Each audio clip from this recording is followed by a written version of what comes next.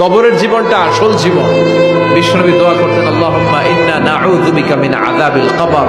আল্লাহ, আমি আপনার কাছে কবরের আযাব থেকে পানাহ চাই, কবরের আযাব থেকে বাঁচতে চাই। এই কবরের মধ্যে অনেক ফিতনা হবে, অনেক সুয়াল হবে। কবরে প্রশ্ন আছে না নাই? কথা বলেন। প্রথম প্রশ্ন জিজ্ঞেস করা হবে, মার রব্বুক, তোমার রব কে? বলেন, আমাদের রব কে? ওয়া মা দীনুক, তোমার ধর্ম কি? বিষ্ণুবীর চেহারা দেখিয়ে বলা হবে, তাআরিফু মান হাযা রাজুল, এই লোকটারে চিনো? আমরা কি বলবো?